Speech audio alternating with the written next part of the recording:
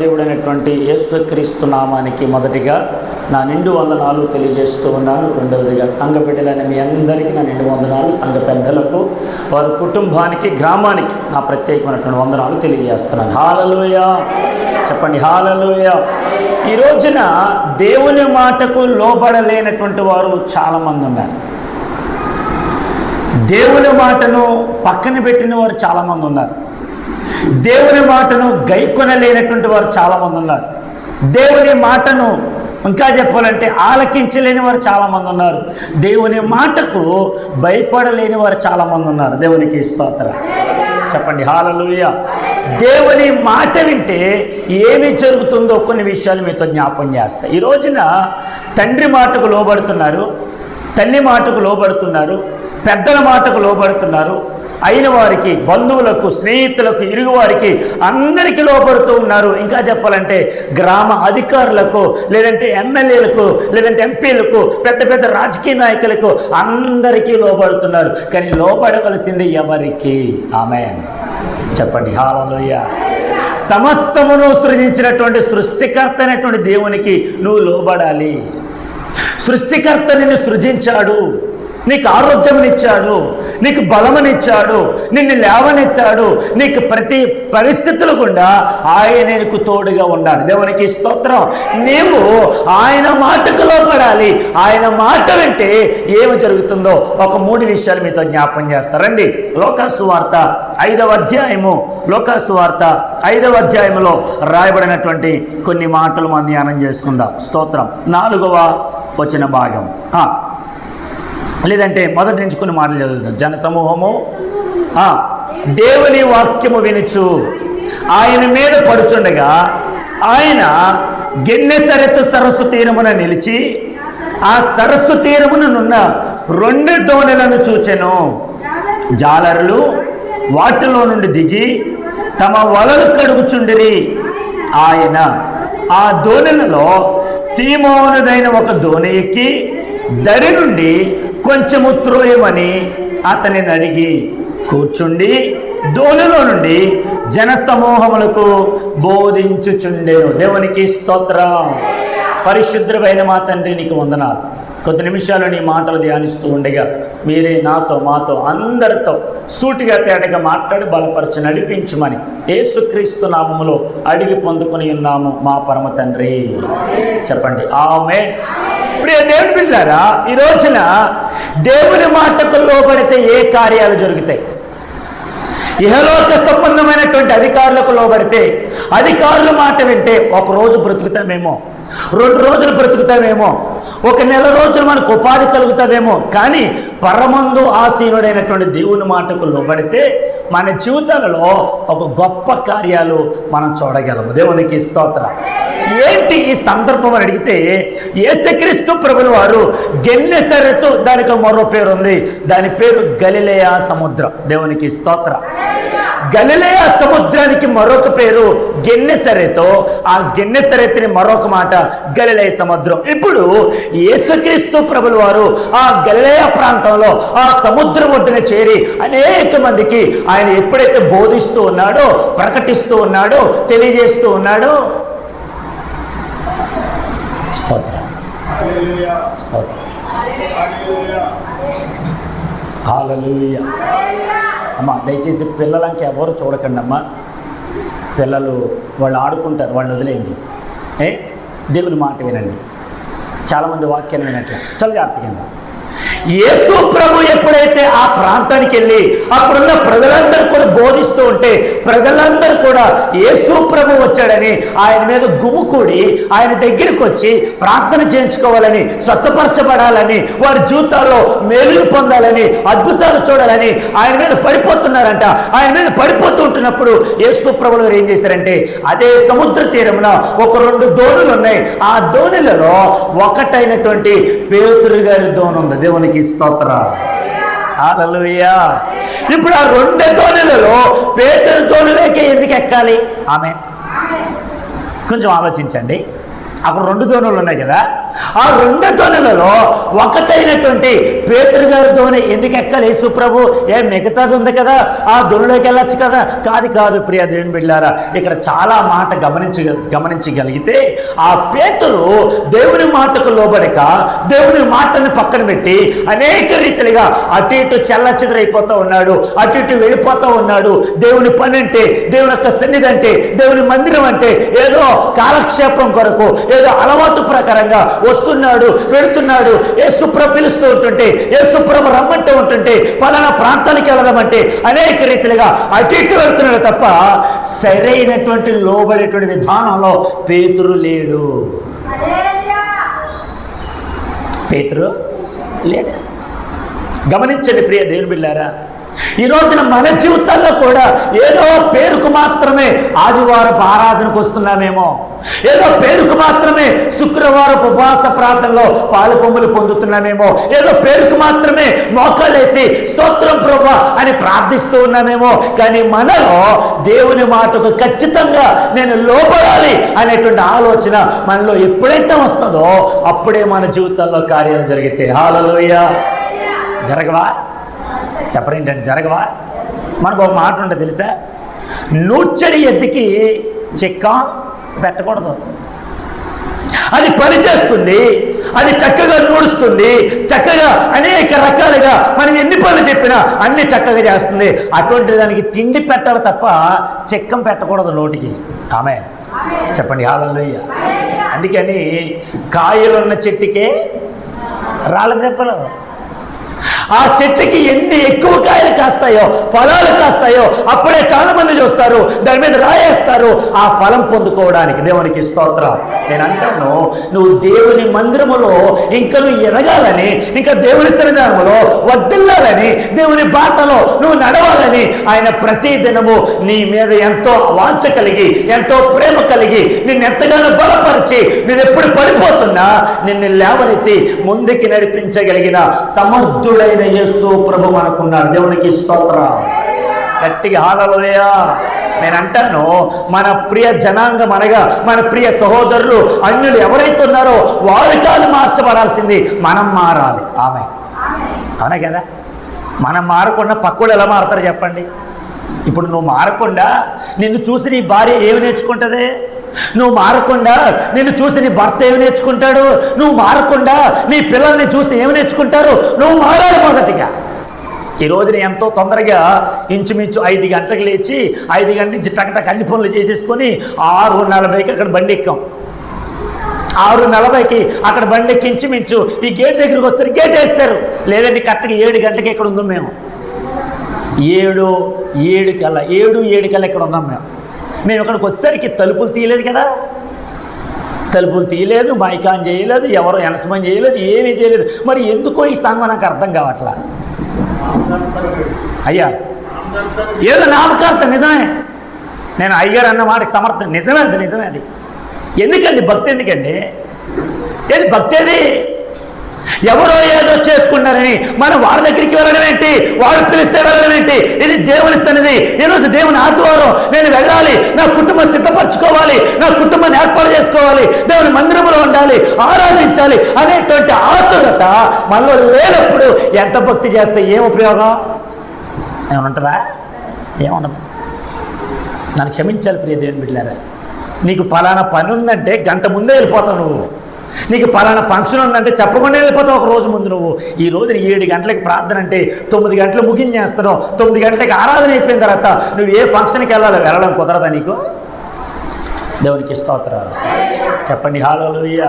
నేను ఎందుకు చెప్తున్నానంటే, ఇదిగో ఆ 2 దోణెలలో పేతురైనటువంటి ఆ దోణె నా యేసు ప్రభు పిలిచాడు. నాయన పేతురు, ఇట్లా నీ దోణి తీసుకురా, నీ దోణుడు నేను దక్కాలి. నీ దోణిలో కూర్చొని కొంచెం ఆ నేలలోనికి, కొంచెం ఆ దరి నుంచి లోపలికి వెళ్ళిన తర్వాత ఆ దోణిలో కూర్చొని యేసు ప్రభు బయట జనసమూహము ఎవరైతే తీరమున ఉన్నారో వారందరిని చూసి ఆయన మాట్లాడుతూ ఉన్నాడు. దేవునికి స్తోత్రం.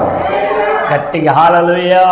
దాని అర్థం ఏంటంటే, నువ్వు లోకంలో కలిసిపోకూడదు, లోక పోకల వైపు వెళ్ళిపోకూడదు, లోకం నుంచి వేరుగా రావాలి. ఆమేన్. ఇప్పుడు వస్తున్నావా నువ్వు? అసలు లోకం నుంచి వేరుగా వస్తున్నావా? ఇక్కడ ప్రార్థన ప్రారంభించి మైకి పెట్టి ఎంతసేపు అయింది? ఎన్ని గంటలకు వచ్చారు మీరు? ఏది లోకానికి వేరుగా ఎప్పుడు బ్రతికారు మీరు? దేవునికి స్తోత్రం. చెప్పండి హల్లెలూయా. పాస్టర్ గారు మాట వినబడింది కదా, అయ్యో త్వరగా వెళ్ళాలి, పాస్టర్ గారు వచ్చేసారు అని ఆతరత ఎవరికి లేదు. అప్పుడే లెగిస్తారు, ఒరే పాస్టర్ గారు వచ్చారు, లగరా ఏ లెగిస్తారు? దేవునికి స్తోత్రం. ఎత్తరేటి చేతులు, 2 చేతులు పైకైతే చెప్పాలి హల్లెలూయా. ఇదిగో పేతురు ఆ దరి నుండి లోపలికి కొంచెం లోపలికి రా, నా దగ్గరికి రా. యేసు ప్రభు యొక్క భావం, యేసు ప్రభు యొక్క అర్థం అదే, ఈ లోకానికి వేరుగా బ్రతకాలి. ఆమేన్. యేసు ప్రభుల వారు ఆ 2 తోనెలలో ఒకటైనటువంటి ఆ పేతురుతోని తీసుకొని కొంచెం లోపలికి వెళ్ళి ఆ బయట ఉన్నటువంటి ఆ తీరమున ఉన్నటువంటి వారందరితో యేసు ప్రభు మాట్లాడుతున్నారు, యేసు ప్రభు బోధిస్తున్నారు. ఏంటి ఆ బాధ? ఆ బాధ అయిపోయిన తర్వాత చూడండి 3వ వచనంలో, ఆయన ఆ దోణిలలో సీమోనుదైన ఒక దోణి ఎక్కి దరి నుండి కొంచెం త్రోయమని అతనిని అడిగి కూర్చుండి దోణిలో నుండి జన సమూహములకు బోధించుచుండెను. దేవునికి స్తోత్రం. హల్లెలూయా.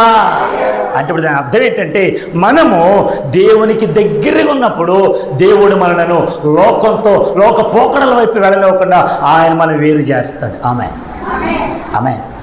ఒక మొక్క ఎదగాలండి, మామిడికి మొక్క తీసుకొచ్చి నాటిన తర్వాత అది కొంచెం ఎదిగింది, కొంచెం ఎదుగుతూ ఉంది, ఫలాలు వస్తున్నాయి. హైబ్రిడ్ మొక్క ఎట్టో దాని చుట్టూ కూడా అనేక రకాలుగా ఏ చెత్త చెదారం అవుతుందో అది ఇంకా ఎదగడానికి దాని చుట్టూ ఉండేటువంటి ఆ చెత్త చెదారం తీసి దానికి నీళ్లు అందేలాగా, సూర్యరశ్మి వచ్చేలాగా, దాని మీద అనేకమైనటువంటి ఫలాలు కాసే విధంగా దాని చుట్టూ ఏ రీతిగా అయితే చెక్కుతూ ఉంటామో, దాని చుట్టూ ఏ రీతిగా అయితే మనం అన్ని రకాలుగా ఏర్పాటు చేస్తూ ఉంటామో, దాన్ని చూసినటువంటి ఆ మొక్క ఆ నీరుని పొందుకొని దాని ద్వారా సారం పొంది ఆ సారాన్ని వెదజల్లి ఒక మంచి ఫలాలు ఇచ్చే చెట్టుగా ఉంటుంది. దేవునికి స్తోత్రం.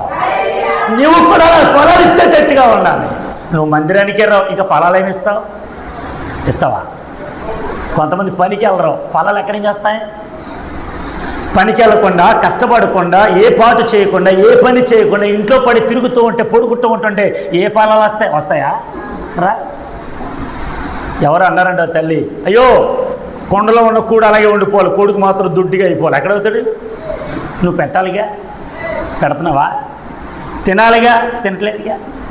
ఈ రోజున దేవుని యొక్క మందిరంలో కూర్చున్న మనం, దేవుని మాటలు ఆలకిస్తున్న మనం, ఇదిగో యేసు ప్రభువు వారు చెప్పినట్టుగా, ఇదిగో ఆ దరి నుంచి కొంచెం లోపలికి త్రోయమని చెప్పినటువంటి యేసు ప్రభు ఆ దోణి లోపలికి వెళ్ళిన తర్వాత ఆయన అంతా బోధించి ముగించిన తర్వాత మరొక మాట మాట్లాడుతున్నాడు యేసు ప్రభు. ఎవరితో తెలుసా? పేతురుతో అంటున్నారు. చదవండి 4వ వచన భాగం. ఆయన బోధించుట చాలించిన తరువాత నీవు దోణిను లోతునకు నడిపించి. ఆమేన్.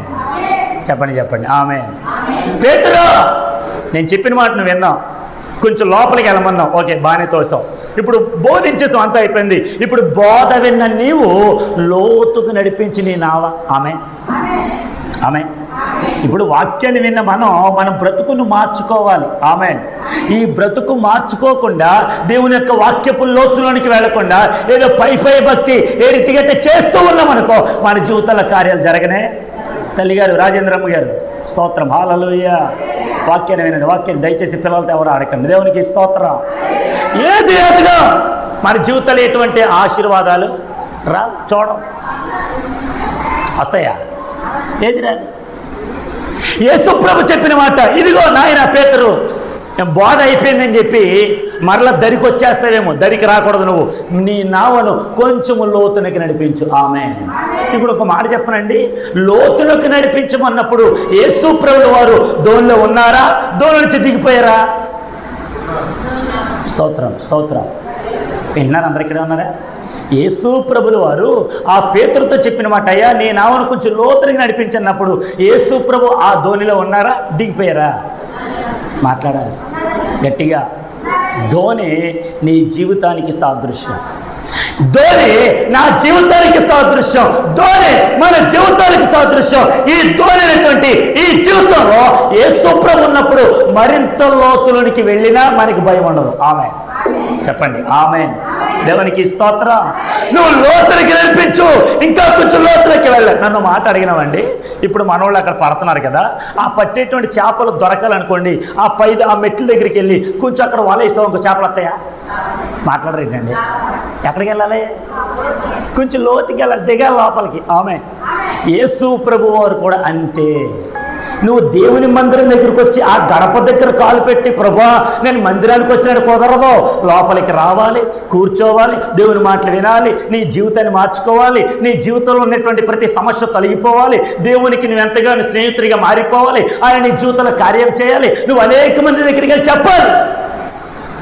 నువ్వు లోపలికి రావడమే ఏదో ఒక భయంగా, ఏదో ఒక ఆలోచనగా, వెళదామలే చూద్దామలే అనేక రకాలుగా నువ్వు ఎంతగా అనుకున్నా మన జీవితాల కార్యాలు జరగనే. కొంతమందికి వేరే ప్రసంగికులంటే మోజు ఎక్కువ. నన్ను క్షమించాలి ఈ మాట. సంఘ కాపురు చెప్పేటువంటి ప్రసంగాలు మోజు ఉన్నది, కానీ కొత్తగా ఎవరైనా వచ్చారనుకోండి ఆ ప్రసంగాలు మోజులో పడిపోయి ఆదివారం ఆరాధన కూడా మానేసే భక్తులు చాలామంది ఉన్నారు. స్తోత్రం చెప్పాలి. హల్లెలూయా. ప్రతిరోజు నువ్వు పుట్టిన తర్వాత నిన్ను కనేటువంటి ఆ తల్లి పెంచి పెద్ద చేసి నీకు ప్రతిరోజు కూడా వేడి నీళ్ళు కావాలంటే వేడి నీళ్ళు, చక్కటి వేడి వేడి అన్నం, చక్కటి బిర్యానీలు, చక్కటి మాంసాలు ఇవన్నీ వండి పెట్టి నీకు పెడితే నువ్వు ఇప్పుడు దుడ్డులా తయారైపోయి ఇప్పుడు ఎవడో ఏదో వండి పెడతావంటే దానికి ప్రాకులాడుతున్నావు అంటే నిన్నేమనాలంటే తల్లి పాలు తాగి రొమ్ము గుద్దేవాడు అనకూడదా నిన్ను? మన 13వ తారీఖున జ్యేష్ఠ సైకిల్ వచ్చారు, మిగతా సేవకులు వచ్చారు, చక్కగా వాక్యం చెప్పారు. మరి శుక్రవారం చాలామంది వచ్చారు. మరి ఆదివారం ఏమైపోయింది వీళ్ళకి? ఏమొచ్చింది? ఆ పాస్టర్ గారు చెప్పేటువంటి మాటలే ఇష్టమా? కాదు. దేవుడు అంటే ఇష్టం ఉండాలి. ఆమేన్. దేవుని మాట అంటే ఇష్టం ఉండాలి. దేవునికి స్తోత్రం.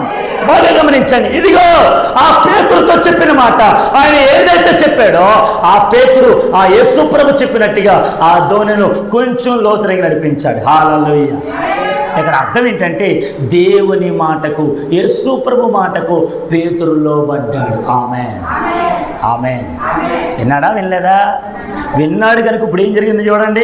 5వ వచనంలో 4వ వచనంలో లోతునికి నడిపించి చేపలు పట్టుటకు మీ వలలు వేయుడని సీమోనుతో చెప్పగా, ఆమె 5వ వచనం, సీమోను ఏలినవాడా రాత్రంతా ఏమే ప్రయాసపడితే కానీ మాకేమీ దొరకలేదు, అయినను నీ మాట చొప్పున వలలు వేతునని ఆయనతో చెప్పిన. 2 చేతులు పైకి ఎత్తి బిగ్గరగా దేవుని స్తోత్రాలు చెల్లిద్దాం. హల్లెలూయా. నేను బాగా వినండి. యేసు ప్రభు చెప్పిన మాట పేతురు విన్నాడు. యేసు ప్రభు చెప్పినట్టుగా ఆ దోణి లోతులకు నడిపించాడు. యేసు ప్రభు చెప్పినట్టుగా వలలు వేయడానికి సిద్ధపడ్డాడు. వలలు వేయడానికి సిద్ధపడినటువంటి పేతురు ఇప్పుడు యేసు ప్రభుతో చెప్తున్నమాట, అయ్యా మేము రాత్రంతయు చెప్పాలి రాత్రంతయు మాట్లాడండి అమ్మా. రాత్రంతయు ప్రయాస. నేను మాట చెప్తూ గుర్తుపెట్టుకోండి. మత్తయి సువార్త 11:28 రాబడిన మాట, ప్రయాసపడి భారము మోసుకొనుచున్న సమస్త జనులారా మీరందరూ నా యొద్దకు తొలగిపోండి అన్నాడా? ఏమన్నాడా? గట్టిగా చెప్పాలి. నా యొద్దకి రండి. అసలు ఎవరంటారని ఈ మాట? ఎవరైనా అనగలరా? ఎవరైనా చెప్పగలరా? దేవునికి స్తోత్రం. కానీ ఇక్కడ గమనించండి, పేతురు చెప్తున్న మాట, అయ్యా రాత్రంతా ప్రయాసపడ్డాం, రాత్రంతా పని చేస్తాం, రాత్రంతా ప్రార్థన చేస్తాం. కొంతమంది అంటున్నారు, అయ్యారు రాత్రి పడుకునేసరికి 1 గంట అయిపోయింది అయ్యారు. ఏంటంట? రాత్రి పడుకునేసరికి నిన్నెవరు పడుకోమన్నారు? 1 గంటకే. త్వరగా పడుకోవచ్చు కదా. ఆమె అవునే కదా. 1 గంట అయిపోయింది పాస్టర్ గారు, అందుకే రాలేకపోతున్నాం. ఎక్కడికే? చర్చికి. అదే ఫ్రెండ్ పిలిస్తే మా ఎఫ్ఐఎం గారు బలిన అవుతున్నారు. ఫ్రెండ్ పిలిస్తే ఎంత అర్ధరాత్రి అయినా సరే, అమ్మాయి మా ఫ్రెండ్ వచ్చినప్పుడు నేను ఎందుకు లేపలేదు నువ్వు? మా ఫ్రెండ్ ఎవడో ఆడు. మరి యేసుప్రభు ఫ్రెండ్ కాదా?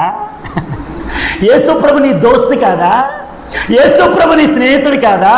ఆయన 7 గంటలకు ఆరాధన అయినప్పుడు నువ్వు రావా? అంటే యేసు ప్రభు అంటే నీకు దూరం కావాలా? యేసు ప్రభు అంటే నీకు ఇష్టం లేదా? యేసు ప్రభు అంటే నీకు వద్దా? కానీ యేసు ప్రభు ఇచ్చేటువంటి కార్యాలు మాత్రం, యేసు ప్రభు చేసేటువంటి మేలులు మాత్రం, యేసు ప్రభు ఇచ్చేటువంటి సంతానం మాత్రం, యేసు ప్రభు ఇచ్చేటువంటి మగపిల్లడు మాత్రం, యేసు ప్రభు ఇచ్చేటువంటి అన్నీ మాత్రం మాట్లాడాలి కావాలా? కానీ యేసు ప్రభు దగ్గరికి రా. దేవునికి ఇస్తాడు. ఎత్తండి అయ్యా. పేతురు అంటున్నమాట, అయ్యా రాత్రంతా కష్టపడ్డా బాబా, అసలు నా కష్టం నా నా నా నా ఇబ్బంది పగోడు కూడా రాకూడదండి అయ్యారా, అంత కష్టపడ్డాను నేను రాత్రంతా. ఇంకో మాట చెప్పనండి, రాత్రంతా వారు ప్రయాసపడ్డారు, రాత్రంతా వలలు వేశారు, రాత్రంతా చేపలు పట్టడానికి ఎన్నో రకాలుగా ఎన్నో ఎన్నో ఎన్నో ఇంకో మాట చెప్పాలంటే పేతురు అదే సముద్రములు పుట్టి, అదే సముద్రములు పెరిగి, అదే సముద్రముల చేపలలో పెట్టాలో అన్ని నెరవేర్పు కలిగినటువంటి చక్కటి నేర్పరితనం కలిగినటువంటి వ్యక్తే కావచ్చు. కానీ అటువంటి వ్యక్తి ఆ రాత్రంతా ప్రయాసపడినప్పుడు ఒక్క చేప కూడా చెప్పాలి ఒక్క చేప కూడా దేవునికి స్తోత్రం. ఎందుకు చెప్తున్నానంటే దేవుని మాటకు లోబడకపోతే ఏ ఆశీర్వాదం కూడా మన దగ్గరికి చేరనే, ఏ లోను శాంక్షనే మాట్లాడాలి. దేవునికి స్తోత్రం. ఏది మన జీవితాల్లో జరగదు, గుర్తుపెట్టుకో. జరగాలి అంటే పేతురు చెప్పినట్టుగా యేసుప్రభు, అయ్యో నాన్న రాత్రంతా ప్రయాసపడ్డావా, అయితే వద్దులే ఒడ్డుకొచ్చి అని అలా యేసుప్రభు అన్నాడా? మనమైతే పిల్లలు ఎడితే ఊరుకున్నా అన్న నేను అన్నం పెట్టలేదా, దాన్ని పెడతాడరా, నన్ను వాక్యం చేయదు అని అడగరు. అరే రేపు పొద్దున్న ఎగ్జామ్ ఉంది కదా ప్రిపేర్ అయ్యావా అని అడగరు.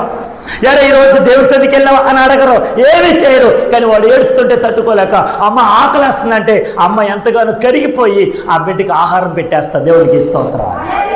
యేసు ప్రభు మనకి నేర్పిస్తున్న విధానం ఏంటంటే ఆయన మాటకు లోబడితే ఆయన ఏదైతే నీ జీవితంలో చేయాలనుకున్నాడో ఖచ్చితంగా ఆయన చేసే దేవుడు. దేవునికి స్తోత్రం. ఎవరు ఆపాలన్నా ఆపలేరు. ఆపగలరా? ఎవరి వల్ల కాదండి. దేవుడిస్తే నాన్న ఇది వద్దు నాన్న అనేటువంటి వాళ్ళకి చెప్పొద్దు అని చెప్పడానికి ఎవరికి అర్హత లేదు. దేవుడు మన జీవితాల్లో అన్ని గొప్ప కార్యాలు చేశాడు, చేస్తున్నాడు. ఇంకో మాట చెప్పిన, ఈరోజు నేను ఈ స్థితిలో ఉన్నానికి గల కారణం దేవుని కృప. ఎప్పుడో చచ్చిపోవాలండి. నేను 4వ తరగతి 3వ తరగతి చదువుతున్నప్పుడు మేకలు ఉండేవి మాకు మా ఇంటి దగ్గర. ఆ మేకల్ని మేపడానికి అలా తీసుకెళ్ళిన తర్వాత రోడ్డు దాటుతున్నాను, ఇంటికి వచ్చేస్తాను సాయంకాలం. మేకలన్నీ వచ్చేస్తా ఉన్నాయి. అనుకోకుండా ఒక చిన్న మేక రోడ్డు దాటేసింది. ఎక్కడైనా గుద్దేస్తుందేమోనని దాన్ని వెనకాల పరిగెత్తుకుంటూ వెళ్ళాను. కానీ దాని కొత్తపోయి నన్ను గుద్దేయాడు, చేతకేసుకుని వచ్చి. ఇక్కడ లివర్ దిగిపోయింది లోపల. అప్పుడే చచ్చిపోవాలి. మా నాన్నగారు ఆ రోజు పని చేసినప్పుడు 30 రూపాయలు వచ్చింది. రోజంతా కష్టపడితే 30 రూపాయలు వస్తే ఆ 30 రూపాయలు అట్టుకొచ్చి భీమవరంలో శంకర్ భగవన్నార్ హాస్పిటల్లో నన్ను జాయిన్ చేశారు. 3 కుట్లు వేశారు. 3 కుట్లకి 30 రూపాయలు తీసుకున్నారు. మా నాన్నగారి జీతం ఒక్క రోజులో అయిపోయింది. నా కొడుకు బతికితే చాలు. ఎందుకు చెప్తున్నానంటే ఎప్పుడో చచ్చిపోవలసినటువంటి నన్ను నా దేవుడు బ్రతికించాడంటే ఇక్కడ దేవుడికి ఎంత దగ్గరగా ఉండాలి. ఈ రోజున అదే కార్యం నీ జీవితంలో ఎన్నిసార్లు చేశాడు ఆయన. చావు అంచుల మధ్యకి వెళ్ళిపోయావు, చచ్చిపోయావు అనుకున్నారు నిన్ను. ఇంకా మా ఓడి లేడనుకున్నారు, అయ్యో అంత అయిపోయింది అనుకున్నారు. అదే సమయంలో మరలా నా ప్రభు జీవనిచ్చి నిన్ను బ్రతికించలేదా, నేను లేవనెత్తలేదా, నీకు మరలా జీవమును ప్రోక్షింపలేదా, నీకు ఆయురారోగ్యాలు ఇవ్వలేదా, ఆయుష్ను పెంచలేదా నా దేవుడు? మరి అటువంటి దేవుని దగ్గరికి ఎందుకు ఇంత నిర్లక్ష్యం? ఎందుకింతగా నువ్వు దేవునికి దూరం అయిపోతున్నావు? ఒకసారి ఆలోచించు. దేవునికి స్తోత్రం. నీ చుట్టాలు పట్టాలు వచ్చి నీకు ఏమైనా సహాయం చేశారా? నీ స్నేహితులు ఏమైనా సహాయం చేశారా? నీ బంధువులు ఎవరైనా సహాయం చేశారా? నీ రక్త సంబంధికులు ఎవరైనా నేను ఉన్నాను అని భరోసా ఇచ్చిన వాళ్ళు ఎవరైనా ఉన్నారా? ఇదిగో ఈ సేవకుడు, ఈ సంఘం నీ గురించి కన్నీరు కార్చి ప్రార్థన చేసింది. అందుకే ఈరోజు నువ్వు బ్రతికేవు. గుర్తుపెట్టుకో. ఈరోజు ఈ సంఘం, ఈ కాపరి నీ కొరకు కన్నీరు కార్చి ప్రార్థన చేశారు. అందుకే నువ్వు బ్రతికావు. దేవునికి స్తోత్రం. ఆ బ్రతుకును పక్కన పెట్టేసి నీ ఇష్టానుసారంగా తిరుగుతూ బ్రతకడానికి దేవుడు ఇవ్వాలి ఈ ఆయుష్. గుర్తుపెట్టుగా. దేవునికి స్తోత్రం. దేవుని మందిరంలో ఎదగాలి. ఎన్నో మారు నేను ప్రతి బుధవారం నాడు గృహదర్శనం చేస్తున్నప్పుడు కొంతమంది చర్చికి రావట్లే. వాళ్ళ దగ్గరికి వెళ్ళి అమ్మ రెండమ్మ, అమ్మ సిస్టర్ గారు రెండమ్మ, ప్రార్థనకి రెండమ్మ, బ్రదర్ రెండమ్మ అని ఎన్నిసార్లు వచ్చేస్తా పాస్టర్ గారు ఏరండి. దేవునికి స్తోత్రం. చెప్పండి హల్లెలూయా. నువ్వు దేవుని సేవకుడితో మాట్లాడుతున్నావంటే దేవునితో మాట్లాడుతున్నావు గుర్తుపెట్టుకో. వస్తానన్నావా? ఖచ్చితంగా రా. రాలేనంటున్నావా? అయ్యగారు కొంచెం పని ఉందని రాలే అని చెప్పు, తప్పులేదు. వస్తానని చెప్పి ఏదో ఒక రకంగా తప్పించుకోవడానికి మాత్రం ప్రయత్నం చేయకు. ఏ కార్యము జరగాలన్నా దేవుని మాటకు లోబడాలి. రండి. ఇక్కడ 6వ వచనం అంటున్నమాట, క్షమించాలి 5వ వచనంలో, రాత్రంతా ప్రయాసపడితే కానీ మాకేమీ దొరకలేదు. ఏమీ చెప్పాలి. ఏమియో అమ్మా, ఏమియో మాట్లాడట్లేదు ఎవరు. ఏమియో దొరుకుతుందా? దొరకదా? కొంతమంది నైట్ పని చేసేస్తారు, నాతో మాట్లాడాలి. పగలు పని చేస్తారు, రాత్రి పని చేస్తారు. ఎంత సంపాదించిన ఏది ఉండదు. దేవునికి స్తోత్రం. గట్టి హల్లెలూయా. కానీ ఇక్కడ గమనించదగిన ఒక మంచి మాట ఏంటంటే, ఆలోచన చదవండి. అక్కడ ఏమంటున్నాడు? ఆయనను నీ మాట చొప్పున వలలు వేతనని ఆయనతో చెప్పినప్పుడు 6వ వచనం, వారు అలాగు చేసి విస్తారమైన చేపలు పట్టారు. గట్టి 2 చేతులు పైకెత్తి చప్పలు కొడుతూ ప్రభు నామాన్ని మనసారా కనపడతా. హల్లెలూయా, హల్లెలూయా, హల్లెలూయా, హల్లెలూయా, హల్లెలూయా. దేవునికి స్తోత్రం. హల్లెలూయా. ఆలోచన రాబడిన మాట, వారు అలాగు చేసి ఎలాగూ యేసు ప్రభు చెప్పినట్టుగా చేసి. ఆమేన్ చెప్పండి. ఆమేన్. ఇంకో మాట చెప్పినా, ఇప్పుడు ఈ చర్చి నిర్మాణం అనుకుందామండి. ఈ నిర్మాణం నాకు వచ్చిన ఆలోచన అనుకుందాం. అయ్యారు చర్చి కట్టాలని ఒక దాని ఏమంటారు, తాపి మేస్త్రి గారినో సంథింగ్ ఎవరినో తీసుకొచ్చాం. ఇప్పుడు ఇది నా చర్చి కనుక దీన్ని ఎలా కట్టాలో నాకు తెలిస్తే తప్ప వాళ్ళకి తెలుస్తుందా? మాట్లాడరు ఏంటండి? వాళ్ళు తెలుస్తుందా? తెలియదు కదా. ఇప్పుడు ప్లాన్ ఇవ్వాల్సింది ఎవరు? నేను. అయ్యారు చర్చి ఎలా కావాలనుకున్నారండి, మరి ఇలాగైతే బాగుంటుందండి అని వాళ్ళు చెప్పారు. నేను అన్నాను, అది కాదు, ఈ రీతిగా చెయ్యండి. హల్లెలూయా. అలాగే యేసు ప్రభువుల వారు వలలు వేయండి అని చెప్పాడు. ఆయన ఎలా వెయ్యాలో చెప్పాడు. ఆమేన్. ఎక్కడ వెయ్యాలో దేవునికి స్తోత్రం. ఎలా పట్టాలో పేతురు నేర్పరితనం కలిగిన వాడేమో కానీ, అంతా తెలిసిన వాడేమో కానీ, రాత్రంతా ప్రయాసపడినప్పుడు ఒక్క చేప కూడా దొరకకపోవడం ఏంటి? ఆలోచించండి. ఇప్పుడు అంత చేపలు పట్టేటువంటి వాడు, అంత జాలరి, అన్నీ తెలిసినటువంటి వాడు ఇప్పుడు అంత ప్రయాసపడి సముద్రములు ఎటుపక్క ఏ చేపలు పడతాయో, ఎంత దూరం వెళ్ళాలో, ఎంత లోతుకి వెళ్ళాలో అన్నీ తెలిసిన వాడు రాత్రంతా ప్రయాసపడితే ఒక్క చేప అయినా దొరికిందా? చెప్పాలి. దొరికిందా? నేను ఎలాగ అనుకున్నాను, ఒకవేళ నేనే కనుక పేతున్న అయితే నాకు సందేహం రావాలిగా. అయ్యా, నేను ఒక జాలరిని, నేను ఇంత ప్రయాసపడ్డాను, నేను ఇంత కష్టపడ్డాను, అనేక మంది దగ్గరికి వెళ్ళాను, ఆ సముద్రం అంతా నాకు తెలుసు, ఎంత దూరం వెళ్ళాలో నాకు తెలుసు, అలాంటిది నాకు ఒక్క చేప కూడా పడలేదంటేనే అవగాహన, ఆలోచన నాకు రావాలి. హల్లెలూయా చెప్పండి. హల్లెలూయా. ఆ అవగాహనలో రాలేనంత వరకు దేవుడు కార్యాలు చూడలేవు. దేవునికి స్తోత్రం. హల్లెలూయా. మనం ఏ తప్పు చేసామో ఆ పాపం మనల్ని ఏం చేస్తుంది? ప్రతిరోజు కూడా నా మనస్సాక్షిని గుర్తు చేస్తాం. ఇదిగో నువ్వు తప్పు చేసావు, ఇదిగో నువ్వు ఈ రీతిగా నడిచావు, గుర్తు చేసుకో, పాపాన్ని క్షమించమని అడుగు, పరిశుద్ధపరచబడు, దేవుళ్ళో ఎదుగు, ప్రార్థన జీవితంలో గడుపు, దేవుని వాక్యాన్ని చదువు, ప్రతిరోజు కూడా స్వార్థ ప్రకటించు అని ప్రతిరోజు ఆ పాపం మనల్ని ఏం చేస్తాను? గుర్తు చేస్తూ ఉంటారు. దేవునికి స్తోత్రం. హల్లెలూయా. పాపం మనం లాగడానికి ప్రయత్నం చేస్తే పరిశుద్ధుడైన యేసు ఆయన వైపు లాగడానికి ఆయన ఇష్టపడుతున్నాడు. హల్లెలూయా. హల్లెలూయా. పాపం మన లోకం వెంబడి తీసుకెళ్తుంది. యేసు ప్రభుల వారు పరలోక రాజ్యాన్ని ఇస్తాడు. ఇప్పుడు మనకి ఏది కావాలి? లోకం కావాలా, పరలోకం కావాలా? ప్రయాసపడి అలసిపోయినటువంటి పేతురు, నేను కష్టపడలేనండి, నేను ఇంకేం చేయలేనండి అన్నట్టుగానే ఉండిపోయాడు. కానీ యేసు ప్రభు బోధిస్తున్న విధానంలో ఆయన మరలా దోని లోతుని నడిపించమన్నాడు. ఆ మాట విన్న పేతురు తన దోని లోతునకు తీసుకొచ్చాడు. ఈ లోతునకు తీసుకొచ్చిన తర్వాత యేసు ప్రభు చెప్పిన మాట, ఇదిగో ఇప్పుడు వలలు వేయండి. హల్లెలూయా. అంటే లోతులోనికి వెళ్ళినప్పుడు, వలలు వేసినప్పుడు ఖచ్చితంగా దేవుడు మనకి చేపలను ఇస్తాడు. ఆమె ఎవడా? ఖచ్చితంగా ఇస్తాడు. దాని అర్థం ఏంటంటే, చేపలు కార్యాలకి సాదృశ్యంగా ఉన్నాయి, చేపలు నీ కుటుంబానికి సాదృశ్యంగా ఉన్నాయి, చేపలు ఈ భూ ప్రపంచంలో ఉన్న మనుషులందరికీ సాదృశ్యంగా ఉన్నాయి. వాళ్ళందరూ ప్రభుని అంగీకరించాలంటే మనము లోతునకు వెళ్ళాలి. ఆమేన్. మనము లోతున కనగా యేసు ప్రభు చెప్పిన మాట ప్రకారంగా మనం ఎప్పుడైతే లోపలికి వెళ్తామో, లోతుకి వెళ్తామో, యేసు ప్రభుని అంగీకరించి అవగాహన చేసుకొని ఆయన మాట చొప్పున వలలు వేస్తామో, అప్పుడే మన ప్రభు మన జీవితాల్లో గొప్ప కార్యాలు చేస్తారు. దేవునికి స్తోత్రం. హల్లెలూయా. చేపలు జనానికి సాదృశ్యంగా ఉంటే, చేపలు కుటుంబానికి సాదృశ్యంగా ఉంటే, వల దేవుని వాక్యానికి సాదృశ్యంగా. దేవునికి స్తోత్రం. హల్లెలూయా. ఈ వాక్యం అనేటువంటి వల ఎప్పుడైతే ఆ చేపల మధ్యలో కలిగి వేస్తున్నామో వారందరూ దేవుని మాటను అంగీకరించుదురుగాక. వారి జీవితాల్లో ప్రభు కార్యాలు జరిగించునుగాక. వారందరూ కూడా ప్రభు చెంతకి చేరుదురుగాక. వారి జీవితాలు ఏదైతే కోల్పోయారో సమస్తము నా ప్రభు జరిగించునుగాక. ఆమేన్. ఇప్పుడు చెప్పండి, పేతురు ఎవరో? నువ్వు, నేనే. నువ్వు, మనం అనుకుంటాం ఇప్పటి వరకు ప్రార్థన చేసే కదా ఇంకొద్దులే, శుక్రవారం ప్రార్థనకి వెళ్ళాం కదా ఇంకొద్దులే, ఆదివారం ప్రార్థనకి వెళ్ళి ఇంకొద్దులే, ఇప్పుడే 7 గంటలకి ప్రార్థన పెడతాను పాస్టర్ గారు, నేను రాలేను బాబా, పడుకుంటాను, నేను లేపగలవు. రాత్రి అంత కష్టపడి వచ్చాను తెలుసా ఇంటికి, ఉదయాన్నే లేపుతావేంటి నన్ను అని కసురుకునే వాళ్ళు, గొడవ పడేటువంటి వారు భర్తలు భార్యలు లేక పోలేదు. దేవునికి స్తోత్రం. కానీ ప్రయాసపడిపోయి అలాగ పడుకున్న నిన్ను మరలా నా దేవుడు నిన్నెంతో బలమునిచ్చి నిన్ను లోపలికి నడిపించడానికి, తన దగ్గరికి తీసుకురావడానికి ఆయన ఎంతో ఇష్టపడతా ఉన్నాడు. దేవునికి స్తోత్రం.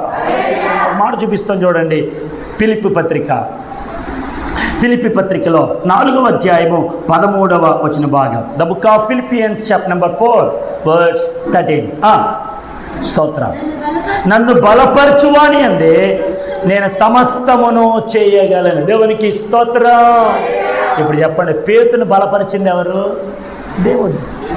పేతురును వలలు వేయమని చెప్పింది ఎవరు? యేసు ప్రభు. లోతునికి నడిపించింది ఎవరు? యేసు ప్రభు. కోరుకున్నవాడెవడు? యేసు ప్రభు. అంటే ఒకటి ముందు ధోనిని కోరుకున్నాడు, ధోనితో పాటు పేతురును కోరుకున్నాడు. ఇప్పుడు ధోనిను పేతురును కొంచెం లోపలికి త్రోయమన్నాడు. లోపలికి తోసిన తర్వాత ఆయన ఆ ధోనిలో కూర్చొని ఎప్పుడైతే వాక్యాన్ని బోధించాడో, వాక్యం విన్న తర్వాత నీ జీవితంలో కార్యాలు జరగకపోతాడు. దేవునికి స్తోత్రం. ఇప్పుడు అక్కడ ఉన్న జనులందరికీ వాక్యాన్ని బోధిస్తున్నాడు యేసు ప్రభు. బోధిస్తున్నటువంటి యేసు ప్రభు దగ్గర జనులందరితో పాటు పేతురు ఉన్నాడా లేడా? గట్టిగా ఉన్నాడా? అంటే వాళ్ళందరితో పాటు పేతురు కూడా వాక్యం విన్నాడా వెళ్ళలేదా? అంటే వింటేనే కార్యాలు జరుగుతాయి. హల్లెలూయా. వినలేనప్పుడు ఏది జరగదు. కొంతమంది విన్నట్టుగా నటిస్తారు, ఏదో అన్నీ తెలిసిపోయినట్టుగా నటిస్తారు, మాకంటే గొప్పలు ఎవరు లేరు అనుకుంటారు. తప్పు. నీకంటే నాకంటే గొప్పవాడు నజరేయుడని యేసు ప్రభు ఉన్నాడు. దేవునికి స్తోత్రం. గట్టిగా ఒకటి, ఆయన మాట వింటే నిన్ను బలపరుస్తాడు. నువ్వు బలహీనమైపోయావు, నా వల్ల ఏమీ అవ్వట్లేదు పాస్టర్ గారు, నేను ఇంట్లో ప్రార్థన చేసినా, నేను ఇంట్లో ఏదైనా వాక్యం చదువుకుంటున్నా, నేను ఇంట్లో ఏదైనా పాట నేర్చుకుంటున్నా, మా అత్తగారు చెప్తున్నారు పాస్టర్ గారు. కొంతమంది అత్తగారులు ఉంటారు, ప్రార్థన చేస్తే మాట్లాడాలి, ప్రార్థన చేస్తే ఇష్టం ఉండదు. అదేంటో దేవునికి స్తోత్రం. కొంతమంది కోడళ్ళు ఉంటారు, అసలు ప్రార్థనే చేయరు. స్తోత్రం. మాట్లాడేటి. కొంతమంది కోడలు ఉంటారు, ప్రార్థనే చేయరు.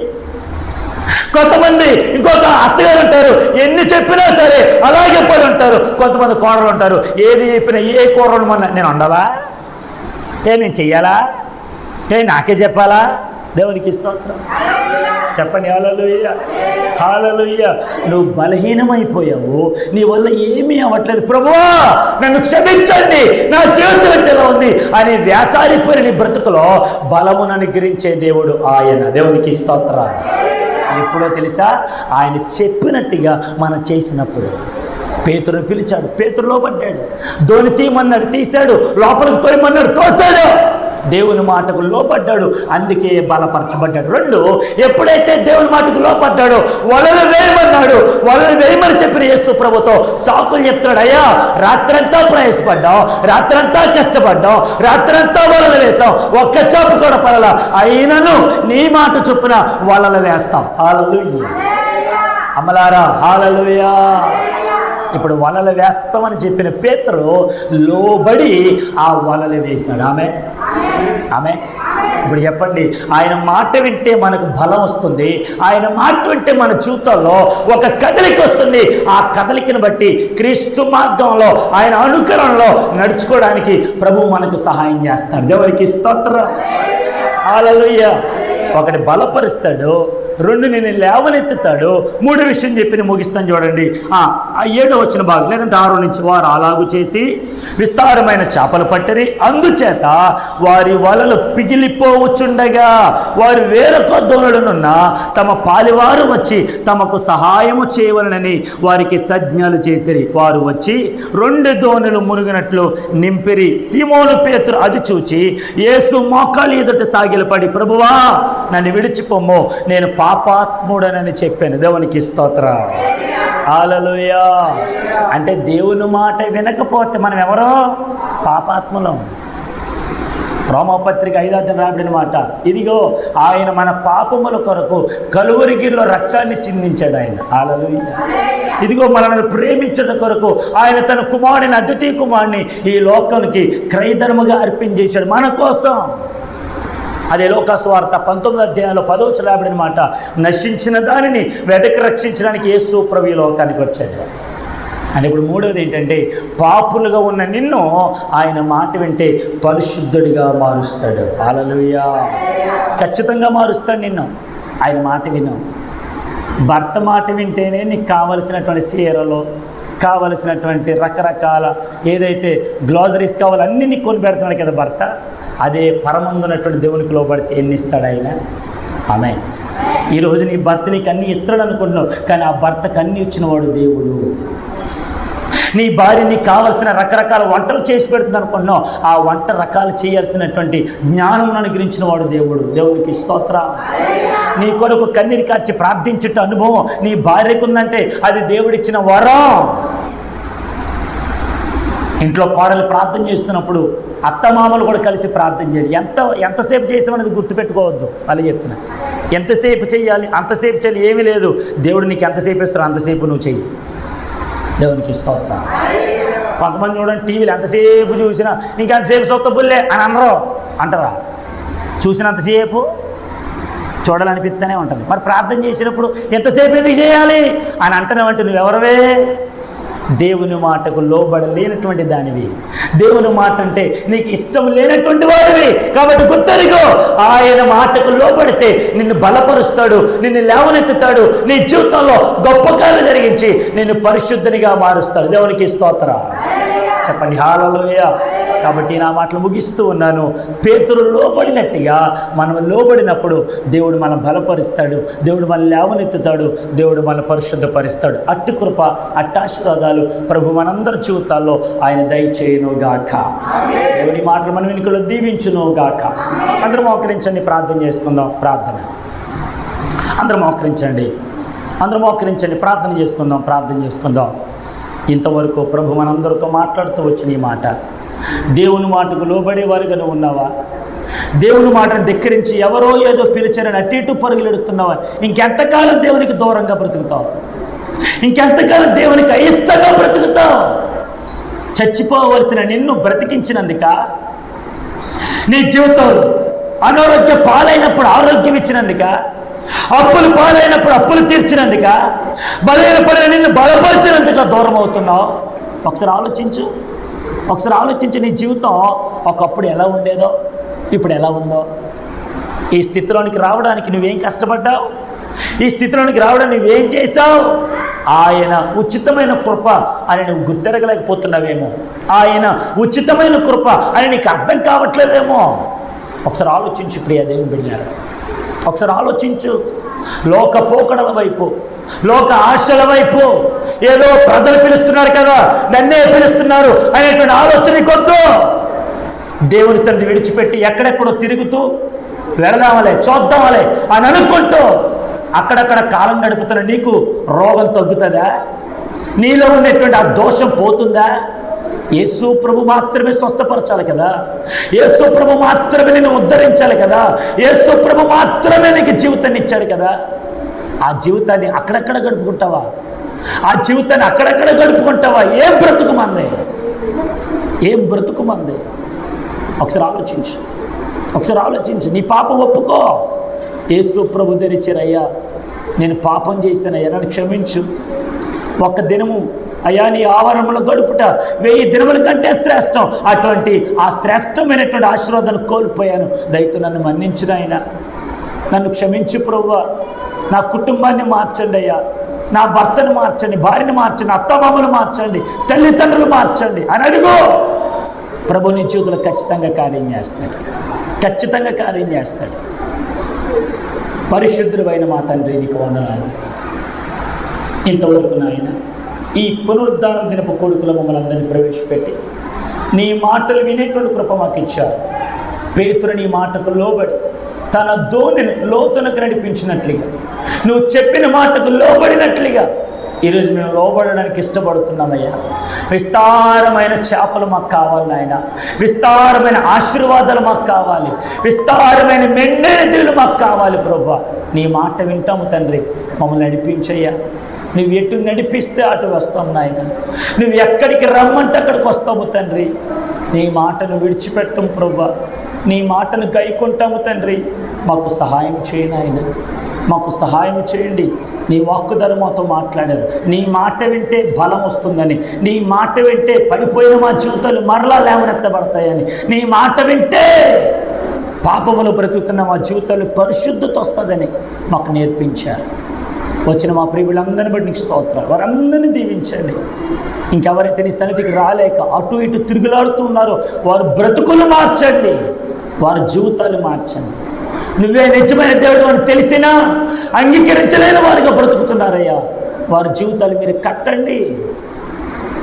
మీరు మాత్రమే మహిమ పొందుకోమని ప్రార్థిస్తూ యేసుక్రీస్తు పరిశుద్ధ నామములో అడిగి పొందుకొని ఉన్నాము మా పరమ తండ్రి. చెప్పండి బిగ్గరగా ఆమేన్, ఆమేన్.